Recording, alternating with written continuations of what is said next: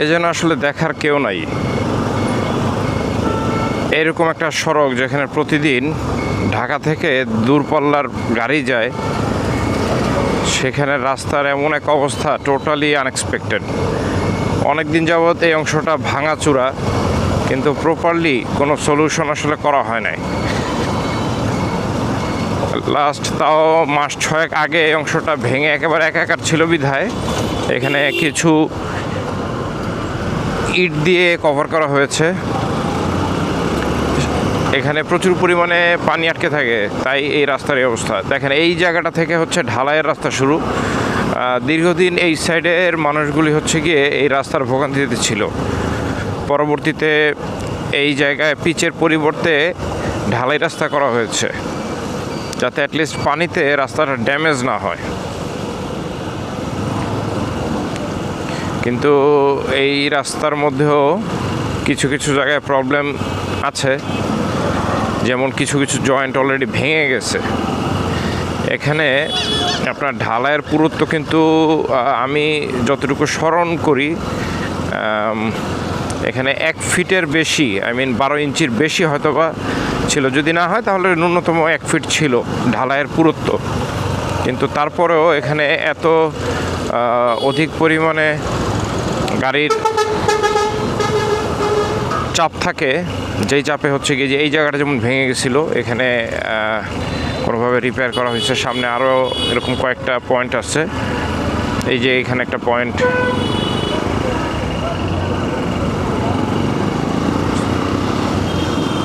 এখানে একটা বড় একটা জায়গা ছিল যেটা হচ্ছে রিপেয়ার করা হয়েছে পরবর্তীতে পাথর আর পিচ দিয়ে।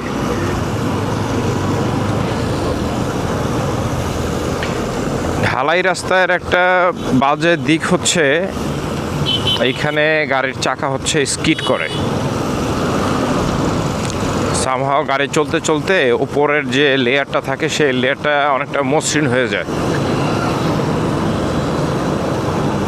তো মসৃণ হওয়ার কারণে অনেক সময় টায়ার গ্রিপ করে না। আবার যাদের টায়ার হচ্ছে একটু পুরনো, তাদের আরও বিপদে পড়তে হয়। তবে এদিক থেকে হচ্ছে আপনার পিচের রাস্তা, সেটা আপনি শুকনার সময় বলেন বা বৃষ্টির সময় বলেন, অনেকটা সেফ তুলনামূলকভাবে বলতে গেলে।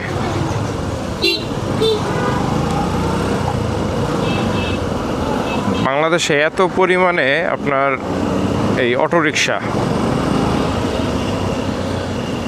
কম্পেয়ার করলে মনে হয় এই ক্যাটাগরির অনেক গাড়ির সাথে দেখা যাবে তাদের চেয়েও অটোরিকশার পরিমাণ বেশি।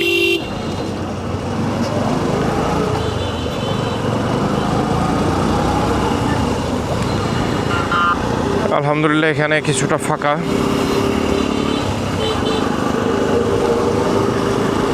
অন্য কোন একটা ভিডিওতে বলেছিলাম যে আমাকে যদি কেউ বলে 1 ঘন্টা জ্যামে থাকতে হবে, আমি মনে করি তার চেয়ে 1.5 ঘন্টা অতিরিক্ত রাইড করা ভালো। কারণ রাইড করলে আপনি কখনোই এইরকম ক্লান্ত হবেন না যতটা ক্লান্ত আপনাকে এই ট্রাফিক জ্যাম করবে। আর বিশেষ করে যারা হচ্ছে 2 চাকার বাহন, মোটরসাইকেল চালায়, তাদের তো আসলে ওয়েদারের উপর অনেক কিছু বিবেচনা করতে হয়। যেমন আমি যদি বলি, এখন যে ওয়েদারটা আমি বা আপনি দেখছেন, এটা একটা দুর্দান্ত একটা ওয়েদার। যেমন হচ্ছে আমার কোনো গরম লাগছে না, রোদ নেই, বৃষ্টিও নেই, বাতাস ঠান্ডা।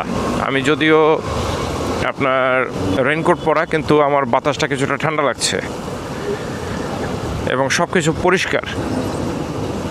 So it's a good weather, but এই ধরনের ওয়েদার তার লং টাইমের জন্য পাওয়া যায় না। বৃষ্টি আরেক দফা আসবে মনে হচ্ছে। এর আগে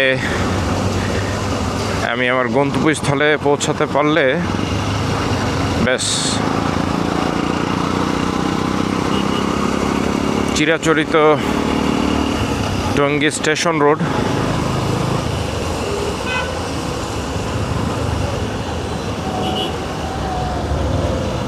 টঙ্গী স্টেশন রোড আর জ্যাম থাকবে না। তাও আবার আজকে বৃহস্পতিবার, এটা তার মেনে নেওয়া যায় না। ফ্রেশ তরকারি,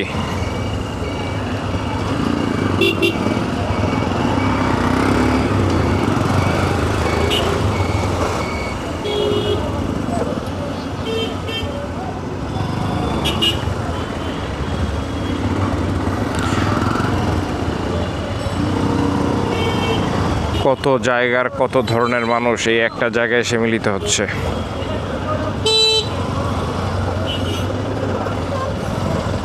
আপনার এই রোড হয়ে ঢাকা থেকে কালীগঞ্জ, ঘোড়াশাল, নরসিংদী,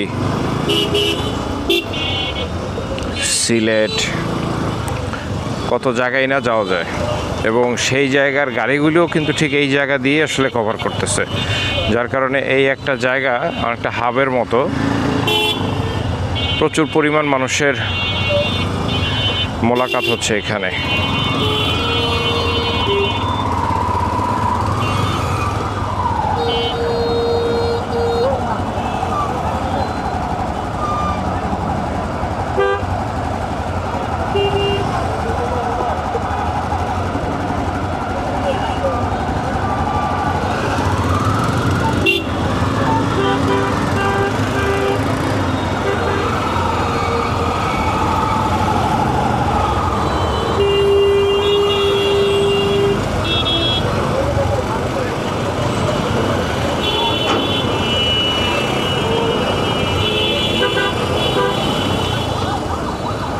দেখেন, রং সাইড থেকে এইদিকে এই অটোরিকশা আসা, এটা একেবারে এখানে নিত্যদিনের ব্যাপার, এবং এই নিয়ে যদি আপনি এদের সাথে কোনো কারণে বাকবিতণ্ডায় জড়ান, তাহলে আপনাকে দেখিয়ে দিবে যে অটোরিকশার কি পাওয়ার।